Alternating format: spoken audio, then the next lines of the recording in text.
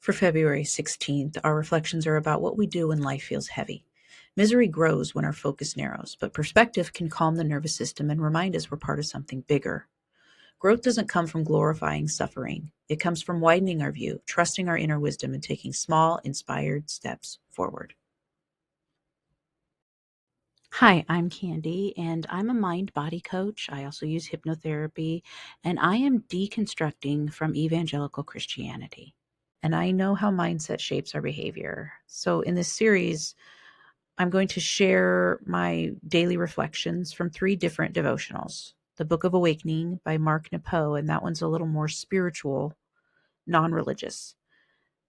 Also, Jesus Calling by Sarah Young, which is a very modern Christian approach. And My Utmost for His Highest by Oswald Chambers, which is a very classic Christian angle. My goal is to help you see how each one of these devotionals or these day books might shape your mindset a little differently. And if you're into that kind of reflection, please like and follow for more. Let's get started. Today is February 16th, and in the Book of Awakening, the quotes that I pulled.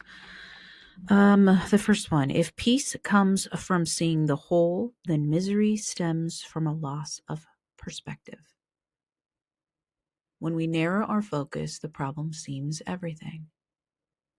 And when feeling a splinter, we must, while trying to remove it, remember there is a body that is not splinter, and a spirit that is not splinter, and a world that is not splinter. So basically what Mark is saying today is that when we are miserable, it's almost like a camera shutter, like shuttering down and narrowing in on focus. And all we can see is the misery, the things we don't like. And there is something to this in that it's confirmation bias. So what you believe to be true, you kind of see it everywhere. So if, let's say, you see the world as a terrible, scary place, which when I was growing up in evangelical Christianity, I was told the world was full of evil.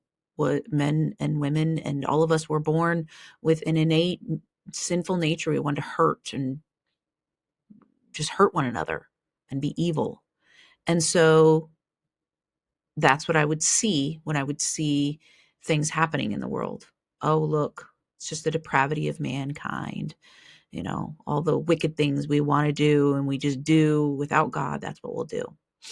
But since leaving Christianity, I don't believe that anymore about mankind.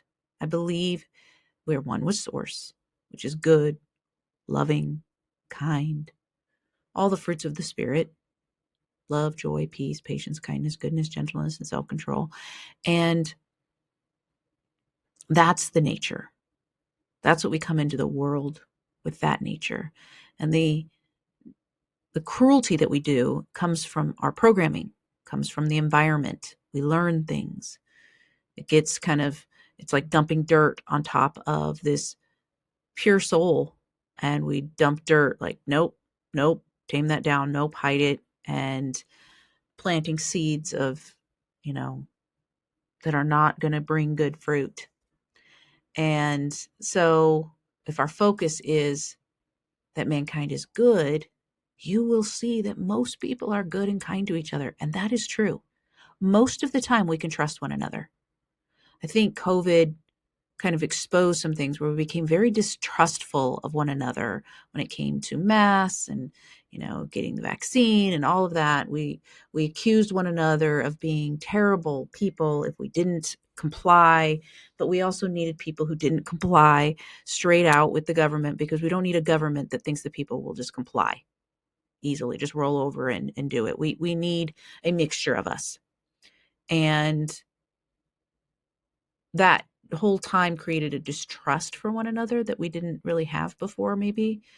And it's been magnified under the system that we are in now, where everybody's pointing the finger at everybody else.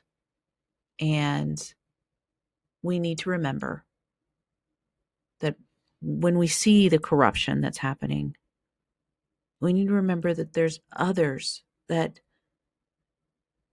are not doing these things, that are not operating in a way that's harmful to themselves or others, that are not trying to legislate harming others or taking rights away. And there is a world that notices this is wrong. And we're part of that world. Keeping that in mind can bring comfort to the nervous system, can help us keep things in perspective so we're not so miserable, so we can find the light and see the light and not crumble under the misery, because the misery has a moment. And like he said, when feeling the splinter, we feel the pain. We must, while trying to remove it, while we're trying to remove this splinter in our country in America, we need to remember that there is a body. There's a bunch of us that are not in agreement with what is happening. And a spirit, our spirits at the core, even those who are doing these atrocious things, at the core, this is not who they are. And that a world that doesn't agree with what's happening. So keeping that in mind can help when you are suffering, when you're feeling misery. In Jesus' calling, the quotes that I pulled were, "Thank me," meaning Jesus, "for the conditions that are requiring you to be still. Limitations can be liberating when your strongest desire is living close to me," meaning Jesus. "My strength and power show themselves most effective in weakness." And that comes from a scripture verse. Many of us know it. I can't quote it verbatim right now, but like, my strength is made perfect in your weakness, or in weakness, maybe it says. So basically the message here is like, just thank God for the hard times, because it's in those hard times that you are going to show how powerful he is, how great he is. And that some of the greatest works in the kingdom have been done, from sick beds or prison cells. So it's basically God glorifying himself in the midst of your misery, which to me is not as comforting, and it kind of seems cruel when he could do other things. Instead of your misery, in those moments, I'm with you, I think would have been a better message. Or, they can make you, it's shaping you, because hardships do shape us, and changes, they can make us harder towards life, or softer and more receptive. There's different directions we can go. I think there could be a much more encouraging message here, rather than just, "Hey, thank me for these problems because it's going to glorify me." That seems, to be frank, kind of narcissistic, but that's my opinion on that one. And in my utmost for his highest today, the quotes I pulled were, "God does not give us overcoming life. He gives us life as we overcome. And if we will take the initiative to overcome, we will find that we have the inspiration of God, because he immediately gives us the power of life," which kind of sounds a little bit confusing. But he basically is talking about how, someone might tell you, get up and go do something. And it's not inspired. It's coming from the outward, right? And then, but when it's God, it's coming from it's inspired. It comes from the inside of you. And it's a desire to actually move and do something. And that inspiration is like coming to life. And when we take that initiative, when we move to overcome whatever the situation we're in, or, if we do it of that inner, he would say that's God, but I would just say that's just, it could be source. Like, I guess you could say that source inside you that you're one with. It could be that higher self. It could be, just this desire inside.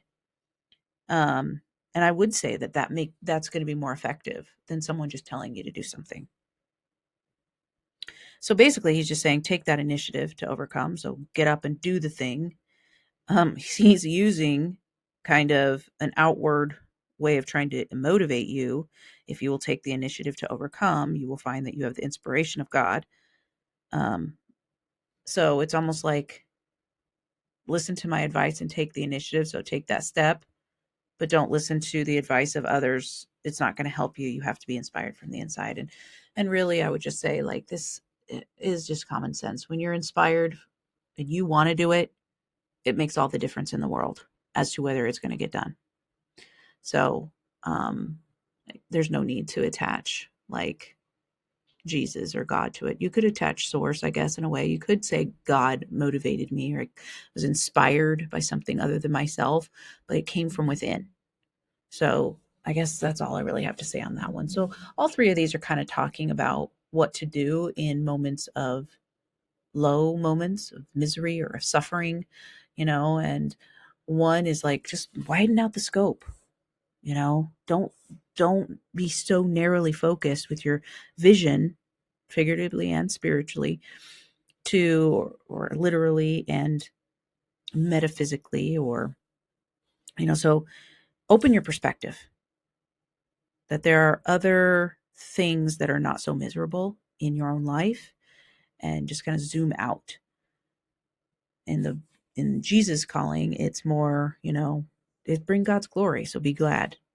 And then in my utmost, where I'm not as harsh as I would typically be, is basically saying, like, with that inspired step, when you actually take that inspired step, that's when you start to see, like, you have the power to do it.